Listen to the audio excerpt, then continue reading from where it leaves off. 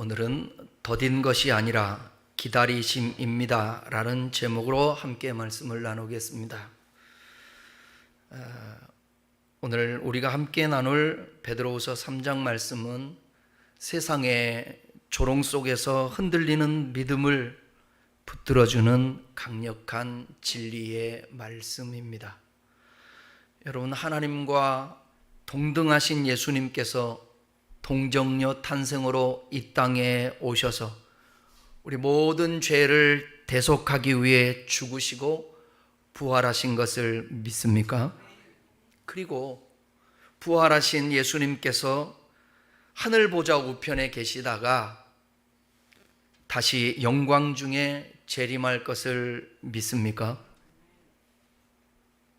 그렇다면 우리가 낙심하지 않고 실망하지 않고 절망하지 않고 오늘을 힘있게 살아갈 수 있는 것입니다.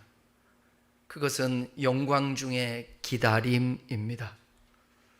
설교를 준비하면서 이런 생각을 했습니다.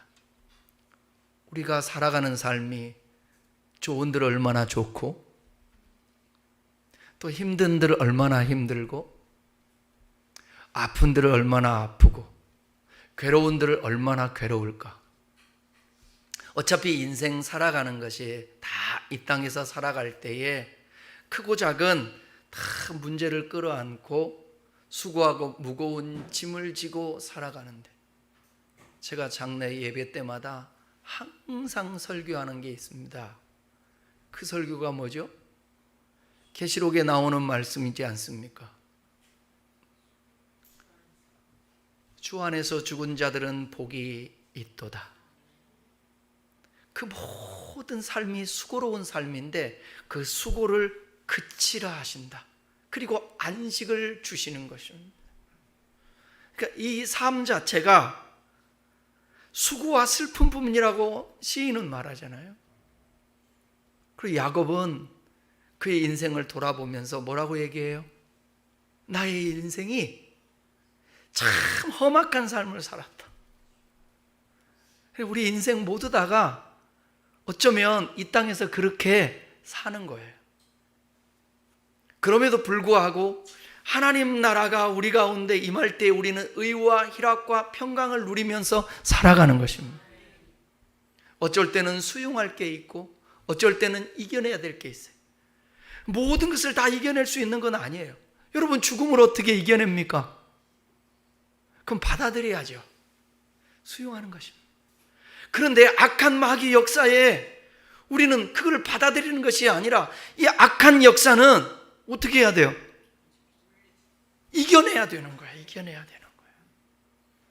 그래서 늘 주님과 붙어 있어 주의 음성을 듣고 주 안에서 내가 이 상황들을 받아들여야 될 것인가 이겨내야 될 것인가를 주님과의 친밀한 교제 속에서 그걸 알고 그 상황들에 대해서 반응을 해야 되는 것입니다. 우리에게는 예수님의 재림이 있고 그 재림은 곧 심판과 구원의 양면성이 있는 거예요. 믿지 않는 자들에게는 심판이지만 믿는 자들에게는 구원인 것입니다. 그 구원을 저와 여러분이 받았다는 거 아니에요? 내가 곧 길이요 진리요 생명이니 나로 말미암지 않고는 아버지께로 올 자가 없다. 예수님을 고백하지 않고서는 예수님이 나의 주권자라고 인정하지 않으면 누구도 구원받을 수 없습니다. 인간이 어떻게 의로워질 수 있겠어요? 그래서 여러분들이 예수 그리스도의 동정녀를 믿고 탄생을 믿고 예수님의 죽으심을 믿고 부활을 믿고 다시 오실 것을 믿는다고 한다면 여러분은 하나님의 사람들입니다. 그 하나님의 사람들은 하나님이 우리의 고통을 보시고 우리의 고통을 알고 우리를 건져주시고 구원하시고 인도하시고 천국에까지 이르게 하실 것입니다. 그러기에 오늘 말씀을 들으면서 낙심은 걷어내고 소망 가운데 살 수 있기를 바랍니다. 이 세상의 즐거움과 이 세상의 안락과 이 세상의 성공은 그 다 한계가 있더라고요. 순간순간에 주시는 하나님의 그 기쁨으로 내일에 대한 소망, 내일의 어떤 목적을 이루는 기대, 그것도 필요하지만 또 그러면서 자식을 낳고 그것으로 인해서 기쁨을 얻고 물질을 얻고 어느 자리를 성취하고 이루고 도달했을 때 기쁨을 얻고 행복할 수 있습니다. 그러나 이것은 이따가도 말씀드리겠지만 영원하지가 않아요. 영원을 간직하고 영원을 품은 가운데 소망을 가진 가운데 이 땅에서 살 때에 좀 힘들어도 극복할 수 있는 것이고 좀 잘 나가도 교만하지 않을 수 있게 되는 거예요. 그러니까 오늘 말씀 잘 들으면서 우리가 주님께서 우리에게 기다려주시고 오래 참아주시면서 우리의 신앙이 온전하기를 기대하는 그 마음을 헤아릴 수 있기를 바랍니다. 베드로서 편지가 쓰일 당시의 교회는 재림에 대한 약속을 믿지 않는 거짓 교사들이 있었어요. 그리고 조롱하는 자들 때문에 그들은 큰 혼란을 겪고 있었습니다. 박해를 받던 성도들에게 믿음을 의심하게 만드는 목소리가 있었습니다. 그들은 이렇게 말합니다. 베드로후서 3장 4절을 한번 읽어보겠습니다. 이르되 주께서 강림하신다라는 약속이 어디 있냐? 다시 말하면 재림이 어디 있느냐? 그 다음에 조상들이 잔 후부터 만물이 처음 창조될 때와 같이 그냥 있다 하니, 이 조롱의 핵심은 시간입니다. 그들의 논리는 이성적으로 타당해 보여요. 왜냐하면 세상은 늘 똑같이 돌아가고 있는데 무슨 예수님의 재림이냐, 심판이 있느냐는 것입니다. 하나님이 보이지도 않는데 무슨 당신들은 이렇게 미쳐서 하나님을 믿냐? 하나님 있으면 보여줘 봐라. 이렇게 말하는 오늘날 우리 주변의 현대인들, 가족들이 얼마나 많습니까? 그들은 하나님의 약속이 더디게 이루어지는 것처럼 보이자 그 약속, 하나님의 말씀 자체가 거짓이라고 결론을 짓습니다. 그들의 시선에는 하나님의 침묵이 곧 그분의 부재로 여겨졌어요. 그러나 사도 베드로는 이 조롱을 반박하면서 하나님의 시간 개념을 새롭게 조명합니다. 베드로는 하나님의 더딤이 결코 무관심이나 게으름이 아니라고 말하는 거예요. 사랑하는 여러분, 여러분들이 기도하고 아무리 애쓰고 하나님을 찾아도 하나님이 꼼짝하지 않는, 하나님이 없는 것 같은 부재를 느낄 수가 있어요. 나에게는 무관심하나? 하나님을 향해서 어떤 사람은 그렇게 얘기해요. 하나님은 게으르신 하나님이라. 왜? 내가 원하는 대로 역사해 주지 않는다. 오히려 그것은 우리를 향한 하나님의 지극한 사랑과 인내, 기다리심이라는 것을 분명히 베드로는 밝히고 있습니다. 여러분, 우리가 원하는 대로 안 되는 것이 때로는 축복일 때가 있어요. 하나님이 그냥 우리가 원하는 대로 해주지 않고 기다리고 계실 때가 있어요. 참을 때가 있어요. 나중에 돌아보니까 모든 것이 합력하여 선을 이루게 하여 주시는 거예요. 어떤 사람에게는 젊은 날이 너무 잘 되게 만들면 그 영혼에게 독이 되는 것입니다. 내 후배가 그러더라고. 너무 잘나고 똑똑하고 잘생겼고 목회도 잘 되고 그러니까 마귀에게 넘어져요. 지금은 목자 소리도 듣지 못해요. 그러나 여러분, 늘 신음 속에서 고통 가운데 목회도 힘들고 물질적으로도 힘들고 육신의 연약함이 있고 그 속에서 매일매일마다 주님 앞에 무릎을 꿇고 하나님과 친밀한 교제 속에서 순간순간 주님이 주시는 그 힘과 용기와 능력으로 이겨내는 사람은 지금도 여전히 버티면서 하나님을 사랑하고 있단 말이에요. 그 영혼의 결국은 구원함이라. 그 믿음을 우리가 가지고 살아가기 때문에 하나님이 때로는 더디 역사하시는 것을 우리가 실망하거나 낙심하면 안 돼요. 모든 것이 합력하여 선을 이루시는 분이 주님이세요. 모든 걸 다 얻어도 우리의 영혼 잃어버리면 아무 소용없어요. 그러니까 뭐가 잘 안 되거든. 하나님이 내 영혼을 위해서 그런가 보다. 마지막에 내가 구원받게 하나님이 그러시는가 보다. 꼭 좋은 게 꼭 좋은 게 아니고 꼭 나쁜 게 꼭 나쁜 게 아니란 말이에요. 인생은 세옹지마의 삶도 있어요. 오늘의 설교의 제목처럼 우리가 더디다고 생각하는 그 시간은 사실 하나님께서 아무도 멸망하지 않고 모두 회개에 이르기를 바라시는 놀라운 은혜의 시간, 즉 기다리심입니다. 베드로는 조롱하는 자들에 맞서서 하나님의 시간 개념을 설명을 해요. 오늘 본문에서 8절을 다 같이 읽습니다. 사랑하는 자들아, 주께는 하루가 천년 같고 천년이 하루 같다는 이 한 가지를 잊지 말라. 이 말씀은 시편 90편 4절을 인용한 말씀인데, 주의 목전에는 천년에 지나간 어제 같으며 밤의 한 순간 같을 뿐이다, 그렇게 말씀하고 있습니다. 베드로는 이 시편의 표현을 끌어와서 하나님의 시간 개념이 인간의 시간 개념과는 다르다라는 것을 알려주고 있습니다. 하나님은 시간을 초월하시는 분이며 우리가 더디다고 느끼는 그 시간조차도 하나님의 계획 안에 있다라는 것입니다. 이 말씀은 왜 재림이 더딘가에 대한 깊은 해답을 제시하죠. 바로 그 해답이 우리가 오늘 붙들어야 할 핵심, 더딘 것이 아니라 기다리심입니다. 따라 하십시다. 더딘 것이 아니라 기다리심입니다. 재림 말고도 여러분이 지금 구하고 하나님 앞에 사모하고 있는데 혹시 더디다고 생각되십니까? 아니에요. 하나님의 기다리심이에요. 우리는 시간 속에 살지만 하나님은 시간 위에 계십니다. 인간의 시간 개념으로는 하루가 길고 천년이 아득하게 느껴집니다. 그러나 하나님께는 다릅니다. 하나님은 영원 가운데서 역사를 다스리십니다. 그러므로 하나님의 계획은 결코 지체되는 법이 없습니다. 나니아 연대기를 쓰는 C.S. 루이스는 이렇게 얘기하죠. 하나님의 시계는 우리의 시계와 다르게 작동된다. 우리는 조급하지만 하나님은 정확하시다. 여러분, 누가 그 얘기 하더라고요. 정치인 중에. 하나님의 단점이 뭐냐? 하나님의 단점은 빨리 역사하지 않는 것이래. 빨리 역사하는.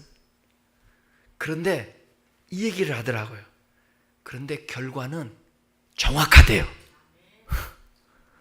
결과는 정확해져요. 저와 여러분들의 삶에 하나님께서 좀 역사하지 않고 좀 게으르신 것 같고 그런 것 같지만 느리신 것 같아. 이게 하나님의 단점같이 보여, 세상 사람들은. 근데 결과는요, 정확합니다. 정확합니다. 늦은 것 같지만 정확합니다. 예수님이 이 땅에 오실 것을 이사야 선지자를 통하여서 예언했죠. 700년 전에. 하나님의 시간은 늦은 것 같아요. 그러니까 정확한 때가 참에 때에 정확하게 약속을 성취하십니다. 바로 이와 같이 예수 그리스도의 재림도 정확하게 하나님은 결과적으로 우리에게 주어지게 할 것입니다. 우리가 느끼기에 더딘 것 같아도 하나님의 영원한 시간 속에서 가장 정확하게 일하고 계시다는 사실이 믿어졌으면 좋겠습니다. 하나님의 더딤은 회개를 기다리시는 오래 참음이에요. 9절을 다 같이 읽어보겠습니다. 주의 약속은 어떤 이들이 더디다고 생각하는 것 같이 더딘 것이 아니라 오직 주께서는 너희를 대하여 오래 참으사 아무도 멸망하지 아니하고 다 회개하기에 이르기를 원하시느니라. 베드로는 재림이 더딘 진짜 이유를 밝히고 있죠. 주님의 재림이 더딘 이유는 우리를 향한 사랑 때문에 그래요. 은혜 때문에 그래요. 하나님의 더딤은 무관심이 아닙니다. 한 영혼이라도 더 구원하시려는 열정적인 기다림이에요. 하나님께서 한 사람이라도 더 회개하고 돌아오기를 기다리시는 인내의 하나님이십니다. 만약에 하나님께서 저와 여러분들이 믿기 전에 우리가 예수 그리스도를 알지 못하고 죄악 가운데 있었을 때에, 돌아오지 않을 때에, 여전히 예배하지 않고 세상 가운데서 살고 있을 때에 주님께서 이 땅에 오신다면 우리는 어떻게 되었을까요? 하나님께서 오래 참으시는 그 시간 덕분에 저와 여러분들이 복음을 듣게 되었고 주님께로 돌아올 기회를 얻게 된 것입니다. 하나님이 참아주셔서 예수를 고백할 수 있게 한 거예요.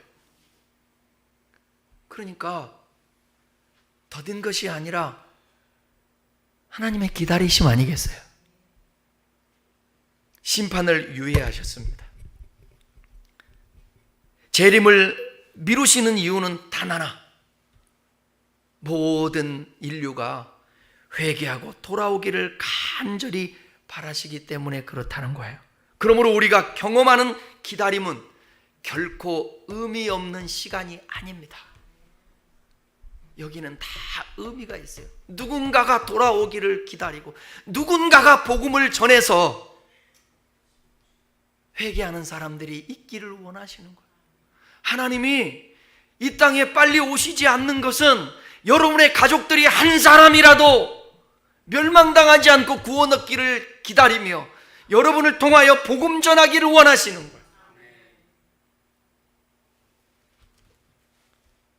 하나님께서 우리를 위해, 그리고 아직 돌아오지 않는 영혼을 위해 허락하신 사랑의 유예 기간임을 우리가 아십시다. 기다림은 경건한 행실로 나아가는 동력이 됩니다. 10절부터 12절까지의 그 말씀인데, 주님의 날은요 도적같이 임한다고 말씀하고 있어요. 10절 한번 보십시다. 10절. 빨리는 아니지만, 우리가 원하는 때는 아니지만 그 날이 도적같이 온대요. 10절. 그러나 주의 날이 도적같이 오리니 그날에는 하늘이 큰 소리로 떠나가고 물질이 뜨거운 불에 풀어지고 땅과 그 중에 있는 모든 일이 드러나리로다. 이 구절은 예수 그리스도의 재림과 세상의 종말에 대한 성경의 강렬한 묘사 중에 하나입니다. 종말은요 예수 그리스도의 재림을 말하는 거예요. 베드로 사도는 앞에서 8절과 9절에서 주님의 재림이 더딘 이유가 오래 참으심 때문이라고 설명했잖아요. 이제 이 10절에서는 그분의 오래 참으심이 끝나는 순간이 어떻게 될 것인가를 경고하고 있습니다. 이건 미래의 일이죠. 자, 이 말씀은 크게 세 가지 중요한 의미가 있는데, 그러나 주의 날이 도둑같이 오리니, 이 표현은 예수님의 재림이 예상치 못한 순간에 갑자기 닥칠 것을 경고합니다. 다시 말해서 예측할 수 없는 날을 말하고 있는 거예요.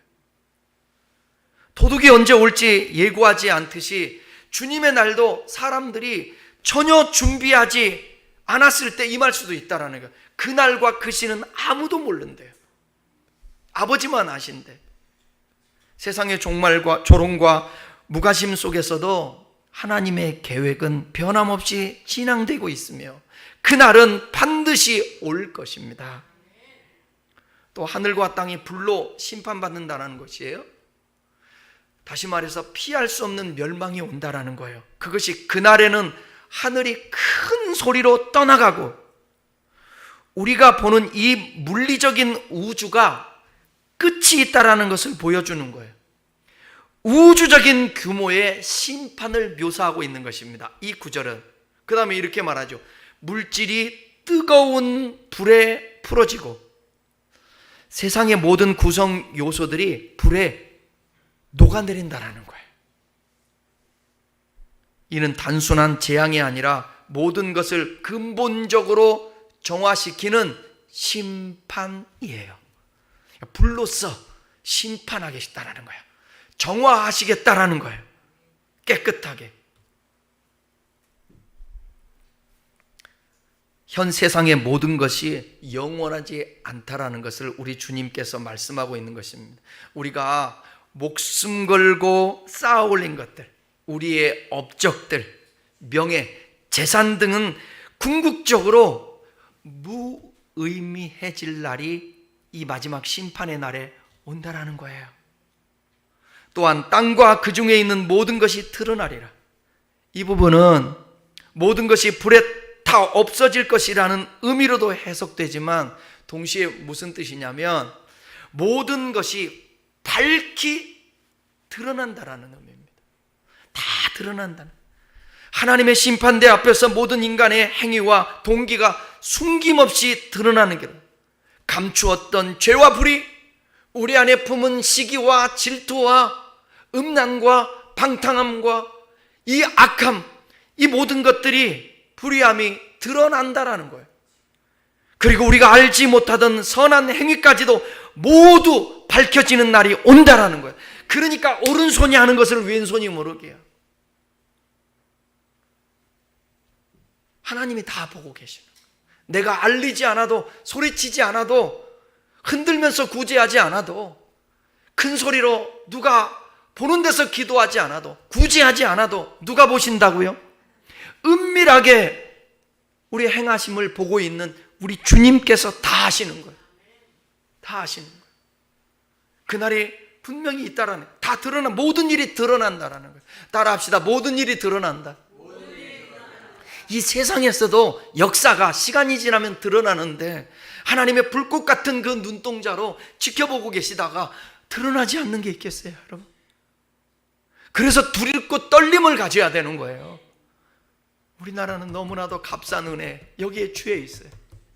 그냥 예수 믿으면 아멘, 구원, 그리고 나 어떻게 살아도 괜찮아, 어차피 죄인인데, 그렇지 않아요.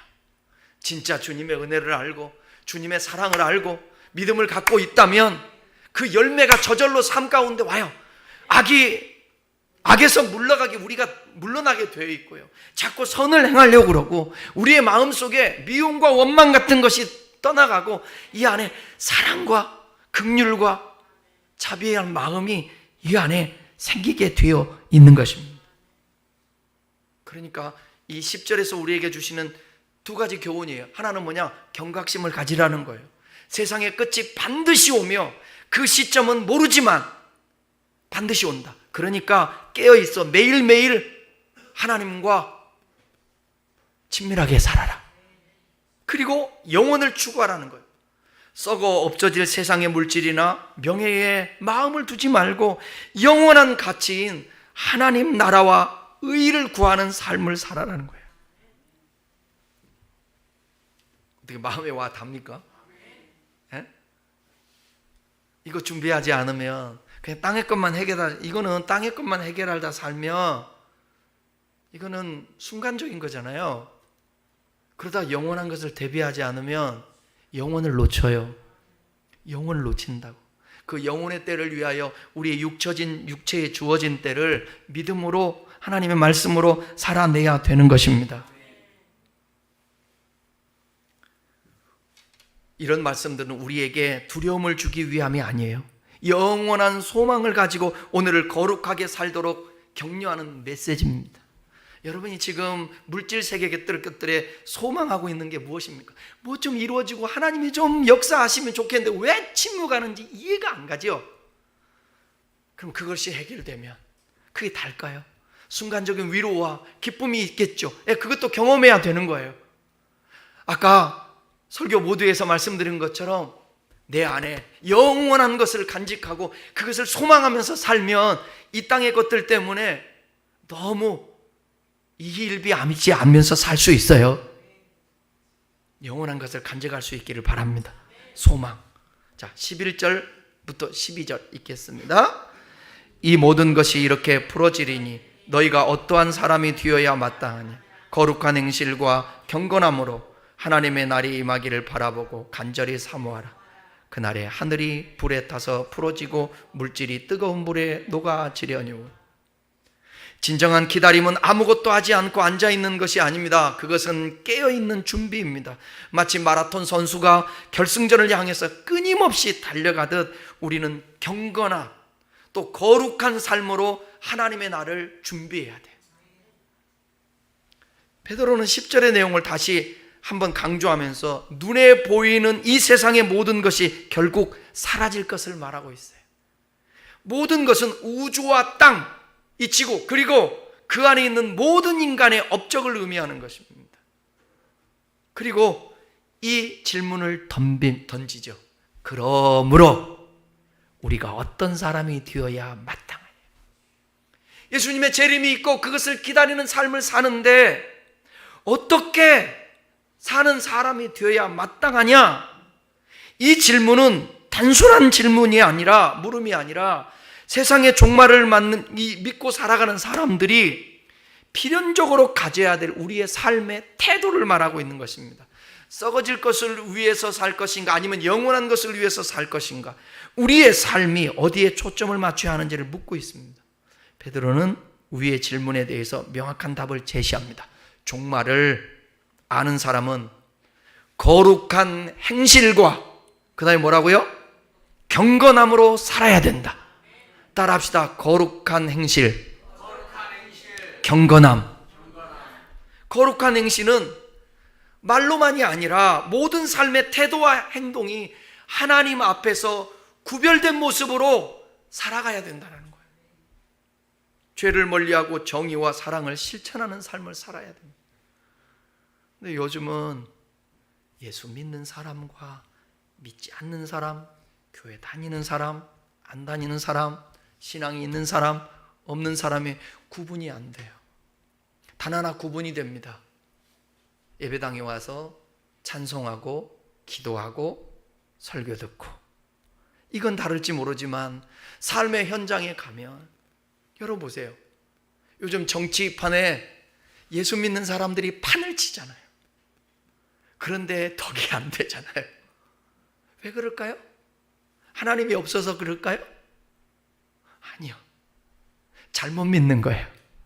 신앙을 잘못 지금 하고 있는 거예요. 주님은 우리의 삶에 경건함을 원하시는데 하나님을 향한 깊은 존경과 헌신적인 마음, 예배. 여러분, 구약은 예배 대신 뭐를 드렸죠? 제사를 드렸잖아요. 그 제사 형식은 지금 버렸잖아요. 우리 제사하지 않지 않습니까? 그런데 중요한 걸 여러분 기억하셔야 돼요. 예배에 하나님 앞에 나아가는 형태는 바뀌었지만 구약시대 때의 제사의 그 정신, 그 마음은 알아야 돼요. 네? 호세아서에 이 말씀이 있습니다. 나는 제사를 원치 않고 하나님 사랑하는 것, 인애를 원하고, 나는 번제를 원치 아니하고 하나님 아는 것을 원한다. 이스라엘 백성들이 하나님 앞에 제사를 지냅니다. 열심히 드려요. 근데 이사야 선지자가 1장에서 말씀하는 그 일성이 뭐냐면, 소는 그 임자를 알고 나귀는 그 주인의 구유를 알것만은 내 백성은 나를 알지 못한다. 근데 안식일을 지키고 절기를 지키고 신앙생활을 열심히 해요. 그들을 향해서 뭐라고 말씀하느냐? 마당만 밟을 뿐이라고 그래요.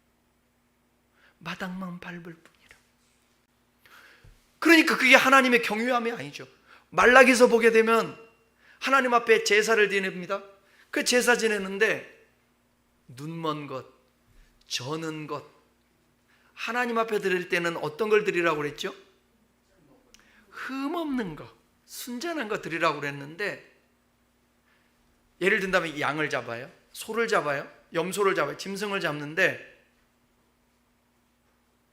총독에게는 어떤 걸 드리느냐? 두 눈 멀쩡한 걸 드려요. 그런데 하나님에게는 눈먼 걸 드려요.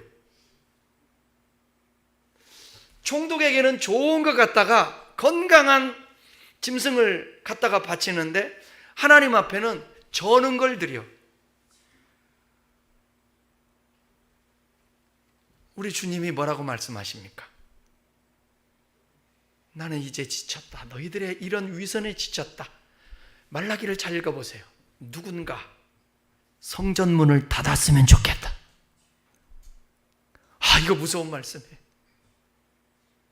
오늘날 물리적이진 않지만 하나님 우리 교회를 볼 때 누군가 저 성전을 예배당의 입구를 폐쇄해버렸으면 좋겠다. 하나님의 마음이 그러면 안 되지 않습니까? 경건함이라는 것은 하나님을 온전하게 경외하며 예배하는 거예요. 그분을 높여드리고 섬기는 거예요. 이 마음이 범사에 우리에게 충만해서 하나님을 섬겨야 되는 거예요. 그러고 어려울 때, 하나님 부를 때 주님의 음성이 들려지는 거지. 내 맘대로 살다가 필요할 때 주님 찾으면 안 되죠. 목숨 걸고 예배를 지킬 줄 알고, 하나님을 예배할 줄 알고, 하나님을 섬길 줄 아는 이 믿음의 사람. 여러분의 양심을 굳어지게 하면 안 돼요. 한두 번 주님의 소리가 너 그렇게 신앙생활하면 안 돼, 진짜 주님을 경외해야 돼, 그게 들리다가 어느 때는 합리화를 시켜요. 이것 때문에 그러다가 이 마음이 무디져요. 양심이 주의 소리가 안 들리기 시작해요.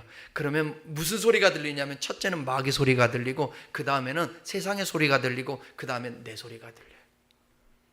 그 결정으로 매일매일 살아가는 거예요. 그러니까 그 삶에는 열매가 없어요. 신앙의 열매가 있을 수가 없어요. 사랑하는 여러분, 오늘 꼭 잊지 마세요.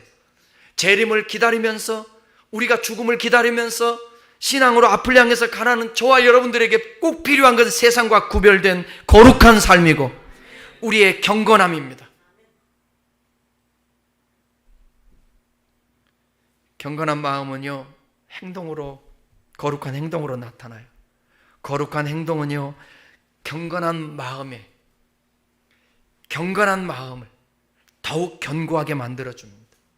그리고 하나님의 날이 임하기를 바라보고 간절히 사모하라고 그랬는데, 멸망의 날에 대한 지식은 우리를 무기력하게 만들거나 두려움에 떨게 하는 것이 아니라 오히려 그 날을 사모하게 만든다는 거예요.